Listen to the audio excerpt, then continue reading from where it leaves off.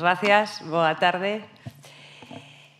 Gracias, por supuesto, al Español por invitarnos, al Gobierno de Galicia. Ha estado esta mañana el presidente, varios conselleiros estamos aquí, con lo cual, pues, una oportunidad, como siempre, poder hablar y poder explicar nuestras políticas en un foro de primer nivel. E non é este o primeiro foro económico español en Galicia, ni tampouco é o segundo nin o terceiro. É xa a cuarta ocasión na que os amigos del Español e de 15.000 propóñenos reflexionar sobre a nosa economía. Hai unha conclusión común a todas as edicións que se celebraron, é que Galicia avanza, Galicia está en marcha, o comentábamos agora, Galicia segue dando pasos continuos, firmes, cara a un futuro que non nos vai vir dado e que, sen dúbida, ten que ser construído por toda a cidadanía galega. Eu creo que podemos dicir que en Galicia formamos unha empresa común na que todos nos comprendemos e damos a benvida tamén a quen queira formar parte do noso progreso e fale a linguaxe universal dos vos investidores. Dito isto, hai unha palabra que define moi ben a nosa fortaleza e tamén a nosa preocupación, que é a palabra enerxía.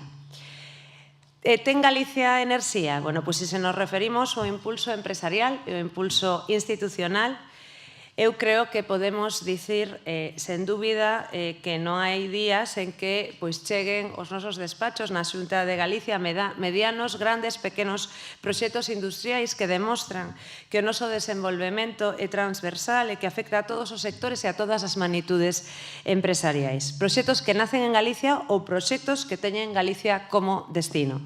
Proxectos relacionados en moitas ocasións coas novas enerxías. Se volvemos a preguntar, ten Galicia enerxía? Pois se nos referimos ao impulso da administración, eu creo que non só mediante diferentes ferramentas as empresas, senón igualmente a través de un aspecto que ás veces se esquece, que é o do beneficio social que implican os proxectos que supoñen o aproveitamento dos recursos naturais. Creo que tamén podemos dicir que Galicia ten enerxía.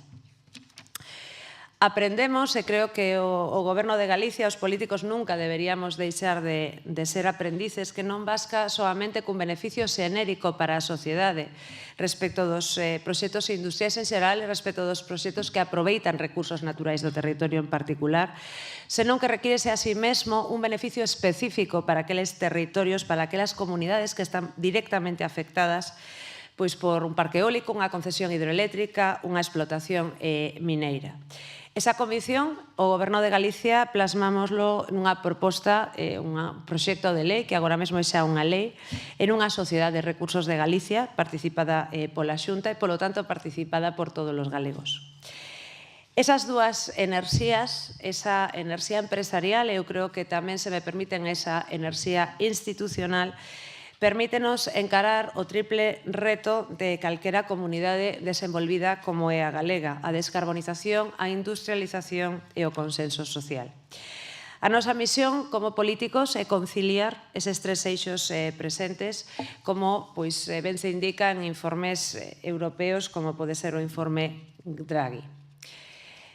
Malversar a idea de transición ecolóxica convertendo sospeitosa calquera iniciativa industrial ou menosprezar o sentir social no senso inverso é un erro que Galicia non vai cometer.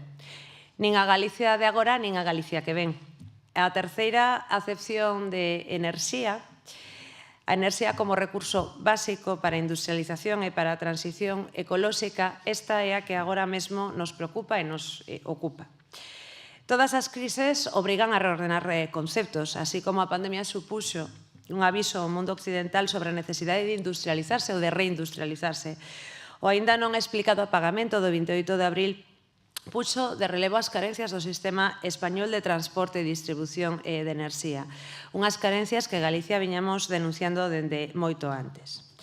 Só algúns datos que axudan a comprender que Galicia ten unha posición estratégica no sistema enerxético nacional. Por exemplo, en 2024, o 84,6% da enerxía eléctrica xerada nesta comunidade tivo a súa orixe nas renovables, unha cifra que nos achega xa os obxectivos previstos ou marcados para o ano 2030.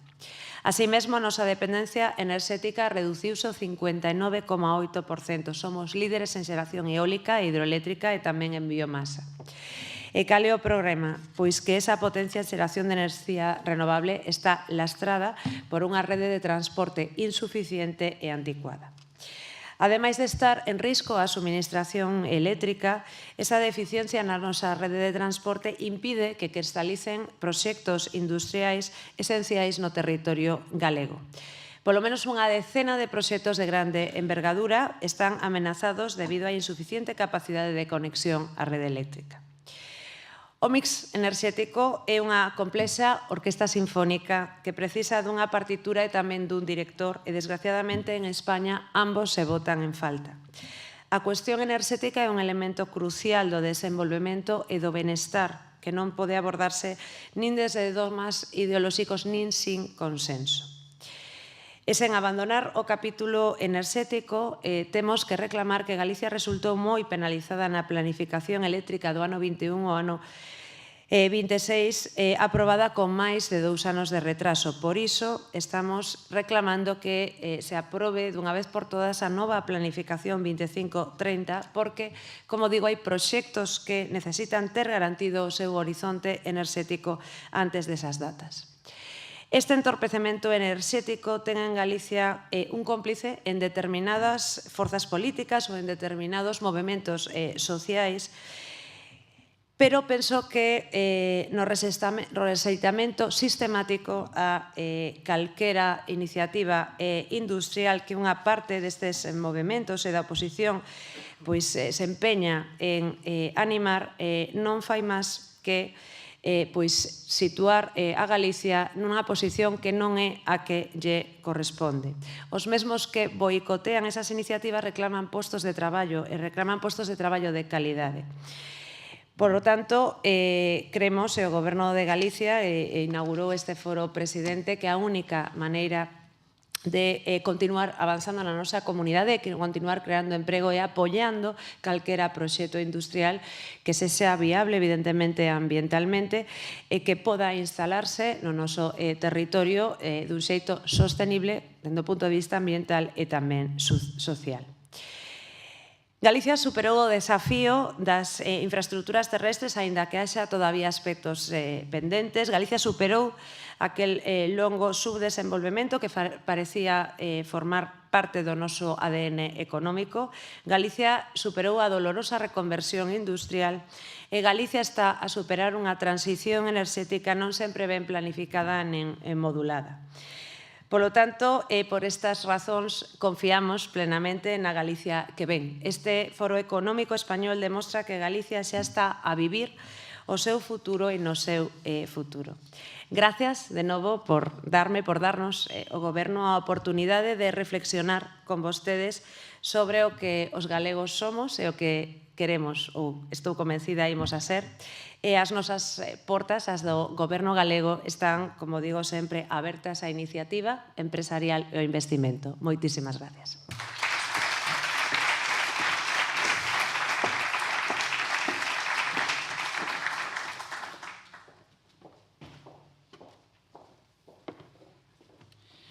Muchísimas gracias, María Jesús Lorenzana, consellera de Economía e Industria de la Xunta de Galicia. Un placer tenerla en este foro La Galicia que viene. Y gracias también a todas aquellas personas que nos han acompañado durante esta jornada, tanto en streaming como en este auditorio. Darles las gracias, como digo, y de recordarles que mañana a partir de las 10 menos cuarto seguimos analizando la situación de la Galicia que viene. Gracias.